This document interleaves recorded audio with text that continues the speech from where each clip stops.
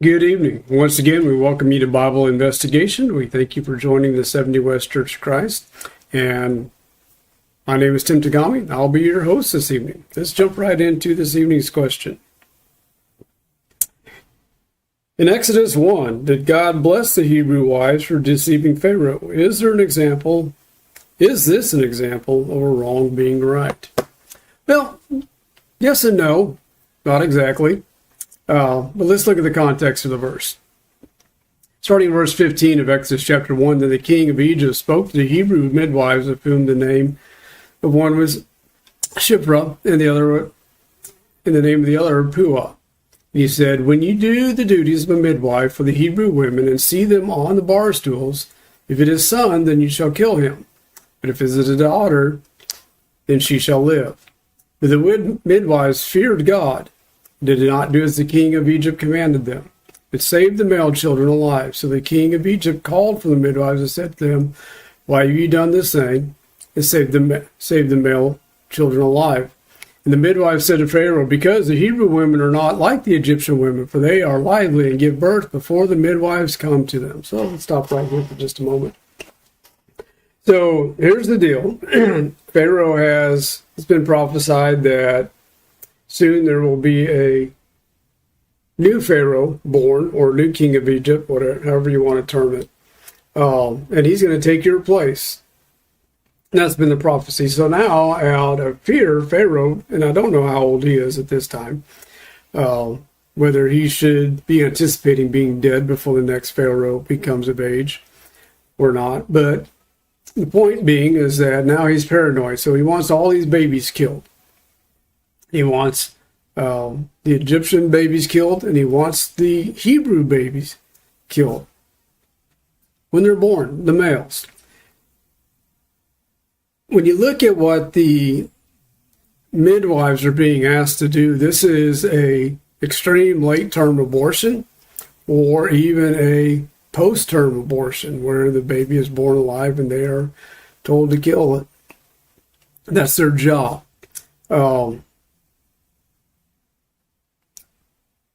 When you look at the reasoning here, in verse 17, let's stop real quick there.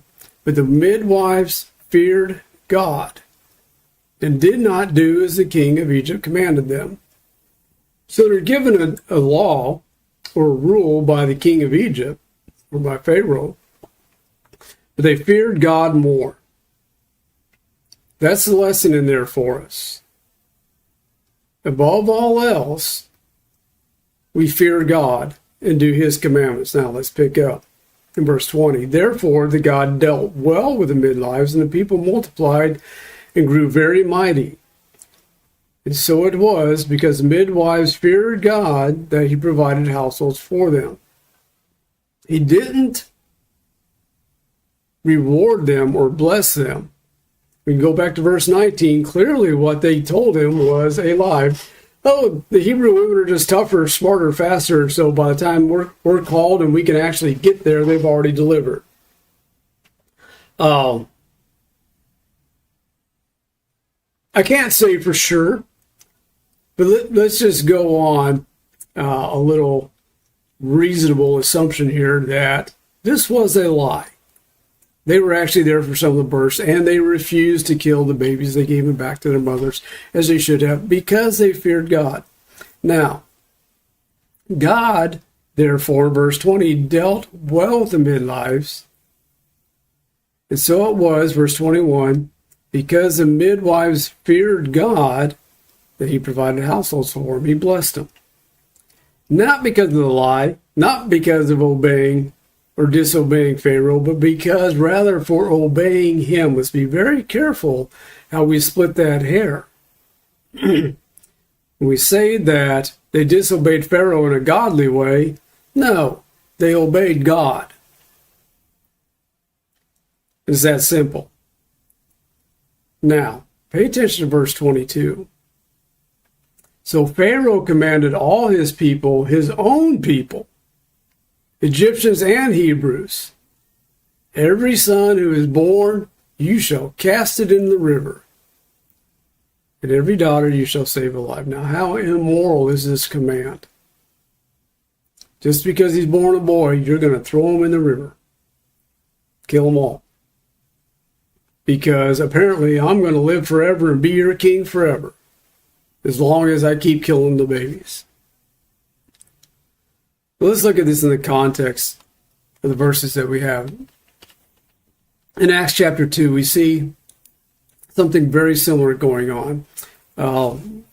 Peter has been thrown into prison, and the other disciples, and they've been beaten and all this else. And they came out. They've been thrown into prison for preaching Christ. They get out of prison, and they go right back to preaching Christ. And the high priest comes to them in verse 27, the second half of verse 27. The high priest asks them, saying, "Did we not strictly command you not to teach in this name? And look, you have filled Jerusalem with your doctrine, and intend to bring this man's blood on us." But Peter and the other apostles answered and said, "We ought to obey God rather than men." Remembering that the high priests are in Jerusalem, below the Roman occupying authority, they are the religious and political authority in Jerusalem. They have the right to tell people not to teach in false doctrines or in strange doctrines, whatever you want to call it. Peter says, we're going to obey God, not you. We're not here to disobey you. We're not here to reject you. We're not here to usurp your authority. We are here simply to obey God. Now, you can either get on board or not. How you perceive our actions is not our problem.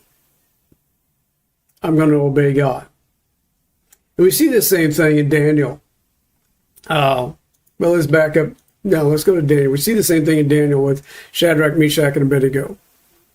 Nebuchadnezzar has built this big image and said, everybody, when they hear the music playing, they have to bow down to this image. This is your God. And it has been set up as a trap because people knew that Daniel and Shadrach, Meshach, and Abednego are not going to bow down to this image because it is not their God, and they know it's not their God. So they're trying to set a trap to get them out of the political power, because these four, Daniel, Shadrach, Meshach, and Abednego, are four higher-ups in Nebuchadnezzar's administration. Then Nebuchadnezzar, in a rage and fury, gave the command to bring Shadrach, Meshach, and Abednego. So they brought these men before the king. Nebuchadnezzar spoke, saying to them, "Is it true, Shadrach, Meshach, and Abednego, that you do not serve my gods, or worship the golden image which I have set up?" Now, he knows the answer to this question before he's asked it. But now it's become a political firestone. Verse 15, now if you are ready at the time you hear the sound of the horn, flute, harp, lyre, and psaltery, and symphony with all kinds of music, and you fall down and worship the image which I have made, good. But if you do not worship, you shall be cast immediately into the midst of the burning fiery furnace. And whose is the God who will deliver you from my hand? Shadrach, Meshach, and Abednego answered and said to the king, O Nebuchadnezzar, we have no need to answer you on this matter. If that is the case, our God, capital G this time, whom we serve, is able to deliver us from the burning fiery furnace, and he will deliver us from your hand, O king. But if not, let it be known to you, O king, that we do not serve your gods, nor will we worship the golden image which you have set up. So again, this is not a testament against you, Nebuchadnezzar. This is merely our obedience to our God, the God, not the God that you made. Now they're applying a little backhanded logic here, and Nebuchadnezzar can't help but see it when he says, I made you a god. In other words, what he has said about himself is, I am enough of a God that I can make another God that you can worship. And isn't that how we are as humans? We make our own gods, whether it's sports or hobbies, whatever it is, money, cars, houses, those things that we put before serving our God. Now, let's go back to governmental authority real quick here. Romans chapter 13, Paul writes to the church in Rome, and remember he's writing to oppressed Christians in Rome, living under the Roman government who's going to try to drive them out or extinguish them from all existence here in just a couple of years.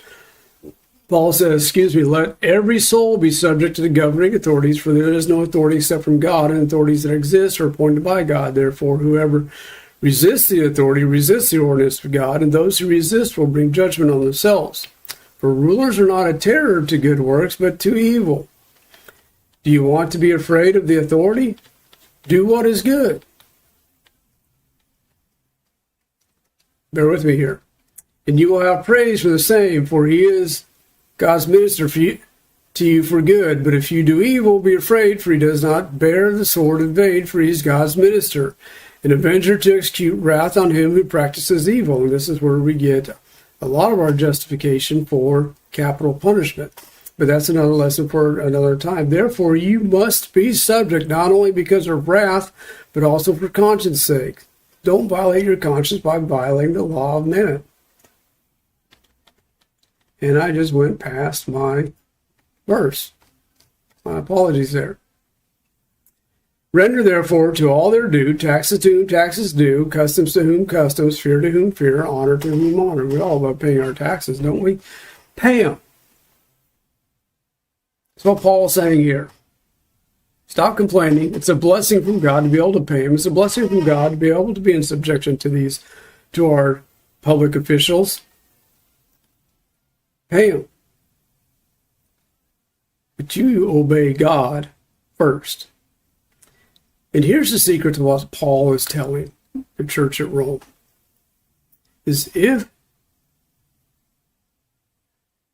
we obey God first, then we will fall in line with governing authorities. They will not be our problem. Think of it this way. We all love our guns, right? We have a Second Amendment, a constitutional right to have them, and we all love them. The government tomorrow says, give them up. Will we obey them? There's nothing in Scripture that says you have to have a gun. There's nothing about owning a gun that is going to make me either righteous or unrighteous.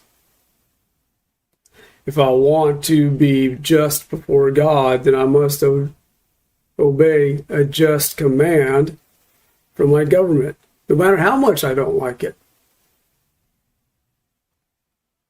We obey God first.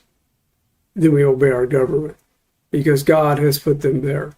There is a means that we have to trust, amount of faith that we have to give up our guns in God's sight to our governing authorities, because they have said so.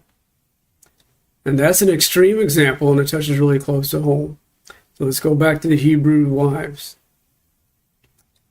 They were blessed because they feared God.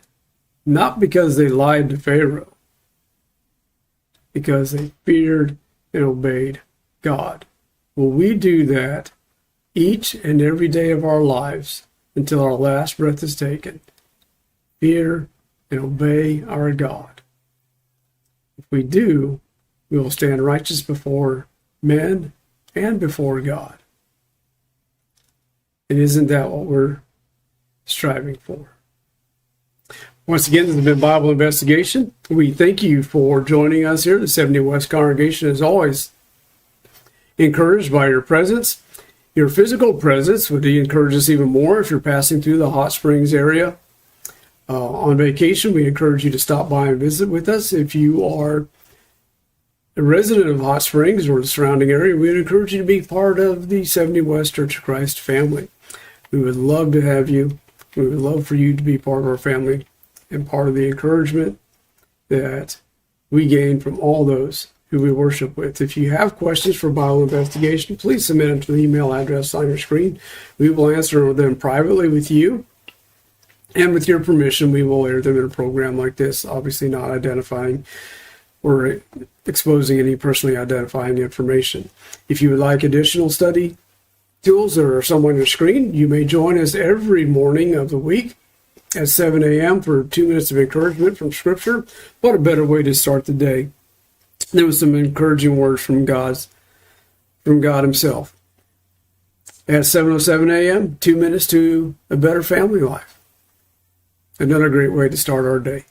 Join us at every opportunity that you have, whether in person or online. And may the Lord bless you and keep you in all things.